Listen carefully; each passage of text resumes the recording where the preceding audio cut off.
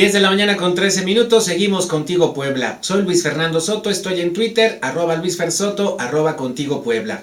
Cada martes hacemos contacto hasta la Ciudad de México con la psicóloga Claudia de Mendieta. En sus comentarios, esta vez nos propone analizar la decisión de ser padres.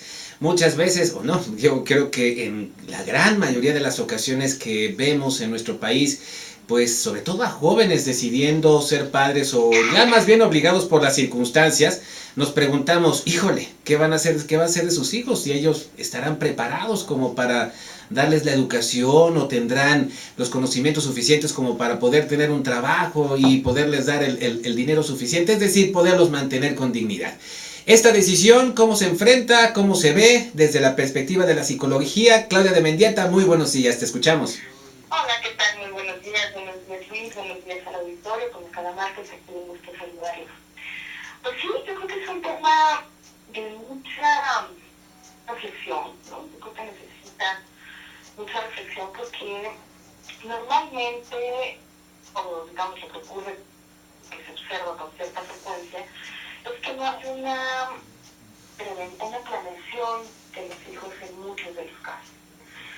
Y eso nos lo indica pues las altas cifras que hay de madres adolescentes y padres adolescentes, que si bien no es la más alta en comparación con las tasas de natalidad en zonas más grandes, sí es un porcentaje alto, ¿no? Que hoy más que hablar de estadísticas, quiero más bien como hablar sobre la toma de decisión, de cómo decidimos ser padres, ¿no? Bajo qué condiciones o bajo qué características hacemos esta planeación o no la hacemos. Y bueno, si un alto índice de hombres y mujeres están teniendo hijos entre los 17 y los 25 años, probablemente en muchos de los casos, en los que en la mayoría no hay una planeación adecuada. Porque ¿qué pasa esto? ¿Cómo dejamos la decisión de los hijos o de tener hijos de alguna manera al azar? Y esto tiene que ver con prácticas culturales, con prácticas religiosas y por supuesto con una mala educación sexual. Hay como diversas áreas que se conjugan aquí y que es importante reflexionar. Cuando se es madre y padre muy jóvenes, muchas veces tiene que ver con la falta de, no solo de planeación, sino de cuidados, de educación sexual, porque evidentemente el adolescente, en la gran mayoría de los casos, difícilmente tiene las condiciones para poder hacer frente a la paternidad o a la maternidad. Me refiero a las condiciones económicas, psicosociales, no biológicas, así es, porque pues ya está pudiendo reproducirse. Sin embargo, también desde el punto de vista médico, los embarazos muy tempranos también se consideran embarazos de alto riesgo, porque aunque ya hay un equipo biológico que permite el embarazo, sí hay una serie de cuestiones fisiológicas que probablemente no están del todo maduradas y puede haber ahí algunos riesgos sobre el embarazo. Entonces, por un lado, las prácticas culturales en donde hay una mala educación sexual, hay poca información, o ya obviamente no estamos hablando de la poca información que había hace 5 décadas, evidentemente ha habido los últimos años, las últimas décadas en nuestro país un avance importante en la educación sexual, en la comunicación sexual en las familias. Sin embargo, sigue siendo un tema tabú. Ya hablamos mucho de educación sexual, educamos poco en educación sexual en casa, y lo que hacemos a lo mejor no es necesariamente lo más adecuado, lo más como claro y abierto, ¿no?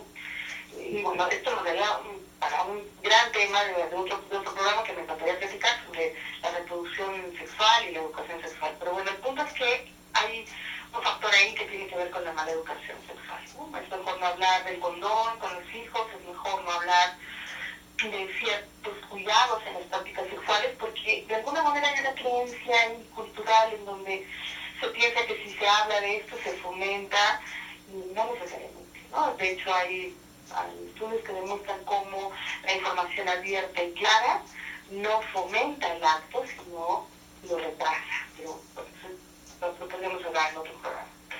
Otras veces también está asociada la decisión de tener hijos a cuestiones religiosas, ¿no? Una vez que las personas viven juntas o se casan, empiezan a tener relaciones sexuales sin protección porque aún cuando quieren un hijo, o en el fondo hay un deseo o un interés, no hay una planeación clara de cómo, cuándo, dónde, bajo qué características, en qué momento, cuántos hijos, ¿no? Empiezan a dejar de cuidarse y entonces hay prácticas culturales y religiosas que hablan sobre pues, los hijos que Dios nos mande, ¿no? Cuando, bueno, los hijos que Dios nos mande están muy padres, pero de manera práctica y real, pues no hay una manutención clara de Dios, ¿verdad? Hacia los hijos. Entonces empiezan a tenerlos como de una manera indiscriminada y por eso, sobre todo en el pasado, había mucho más familias muy numerosas. Pero pues sigue pasando, aunque haya menos miembros de la familia, la gente les tiene más como por azar que como por una planeación específica. Otras veces tiene que ver con accidentes del cuidado, ¿no? Yo he escuchado muchos casos de personas que se embarazan a pesar de que estaban los momentos anticonceptivos, o la mujer tiene el DIU, o cosas por el estilo, que bueno, son otros casos en porcentajes menores y que no se pueden imputar de manera tan directa a la persona. Y en otros casos es como en la minoría de los casos, algunos estudios hablan que son los menos frecuentes, es que sí hay una planeación muy puntual, ¿no?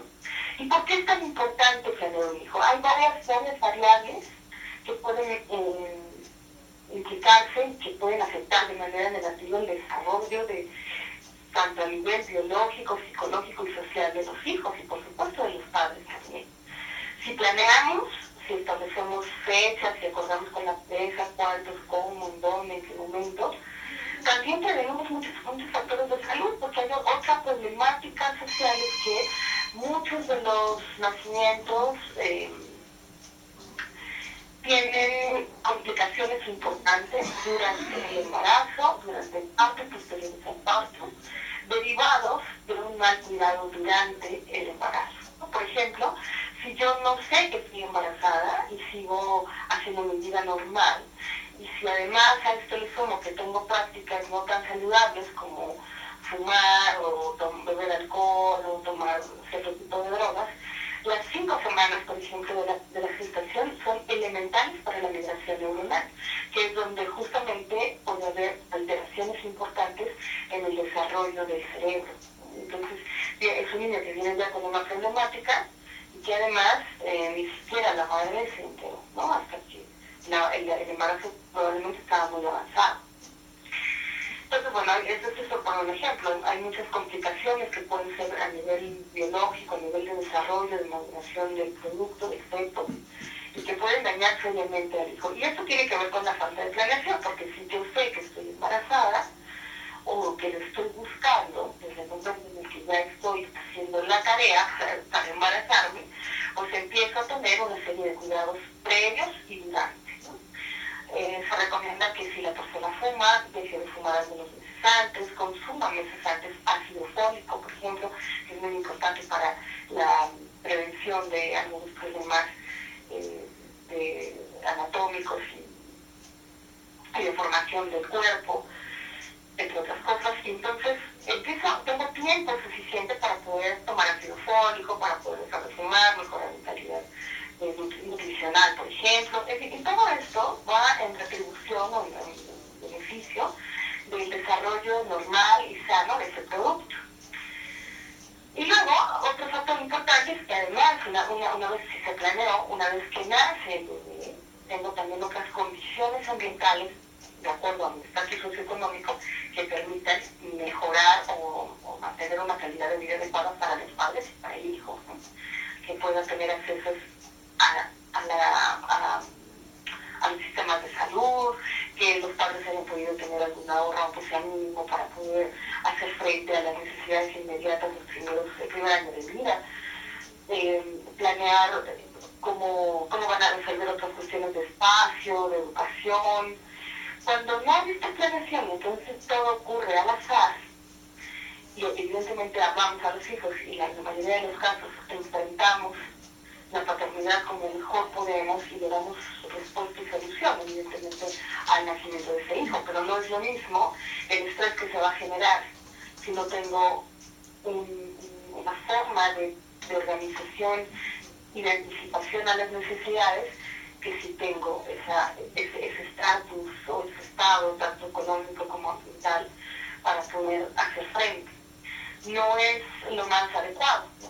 Cuando no hay esta planeación, cuando me embaracé sin pensarlo, no tengo trabajo, soy dependiente de mis padres todavía, o bien ya no lo soy, pero no tengo empleo, gano muy poco, o no tengo un espacio adecuado en donde criar a mis hijos. Y entonces se dan una serie de problemáticas, porque entonces tienen que vivir con los padres y entonces se confunde ahí ya la cuestión de la crianza. Si la madre, abuela es la que va a poner las reglas, o los padres jóvenes de ese hijo, o por el contrario, cuando no hay como, aunque ya sea una persona independiente, pero no tiene una situación económica clara y no tiene un espacio adecuado en donde crear los hijos. Y son situaciones muy complicadas, y es porque también vivimos en una sociedad con muchos problemas económicos y sociales. Y entonces también es cierto que si esperáramos también a tener las mejores condiciones socioeconómicas para tener hijos, pues a lo mejor un altísimo porcentaje de la población no tendríamos hijos en ningún momento, ¿no? Exacto.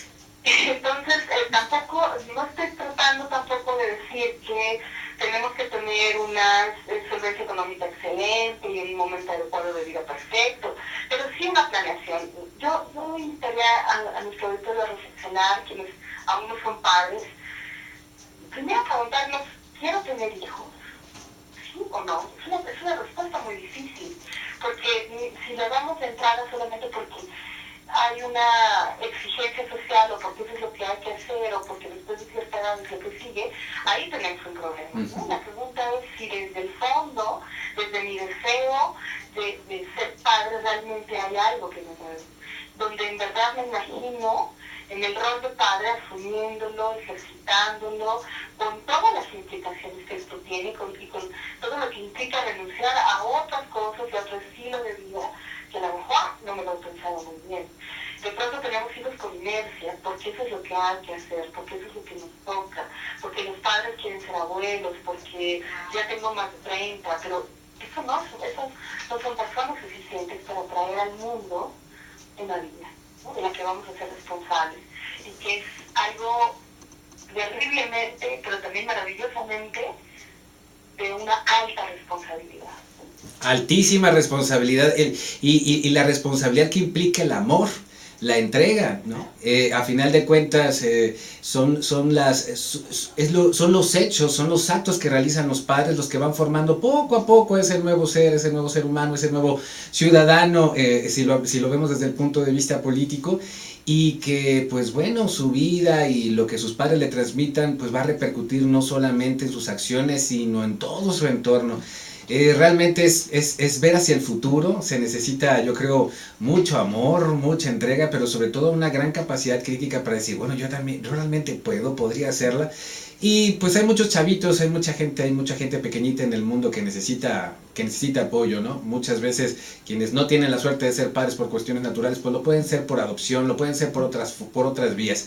Y sobre todo, lo bello de todo esto, mi querida Claudia, es que lo estemos aquí analizando, lo estemos discutiendo, y pues le dejemos a la gente esta pequeña reflexión, ¿no? Sobre todo a los jóvenes. No es nada más porque es el siguiente paso, porque ya estoy enamorado. Son muchísimas otras cosas, ni siquiera es por... ¿no? Exacto. En principio, justo como decías, desde el amor y desde el deseo profundo en donde yo me puedo ubicar en ese rol, y no de manera accidental, inconsciente. Acabo de leer una nota, ya nada muy rápido, sí. Nota en donde la madre mata al hijo de 7 años para vengarse del padre. Exactamente, es que... El homicidio dice, pues qué mejor regalo que la muerte de su hijo y lo que más le duele. Bueno, esto te lleva a pensar en, no sé qué haya pasado con esta mujer, de razones, pero sí te lleva a pensar que hay una gestación de un hijo que por supuesto no se ama al principio. Efectivamente. Eso es algo que no nos podemos permitir. Los niños, los hijos que traemos al mundo, tienen el primer derecho al amor, el primer derecho humano más importante, la vida, a crecer en ese ambiente de amor. La pregunta es si estamos listos para dar amor incondicional a ellos. Claudia de Mendieta, la psicóloga desde la Ciudad de México. ¿Dónde te podemos localizar para la gente que así lo desee? A través de mi Twitter, @ct273, mi correo electrónico ct52 en mi consultorio acá en el Distrito Federal, en la Torre 2, consultorio 505 de Médica Sur. Claudia de Mendieta, sin comentarios cada martes aquí en Contigo Puebla. Te agradecemos mucho, un abrazo, feliz Día de Reyes.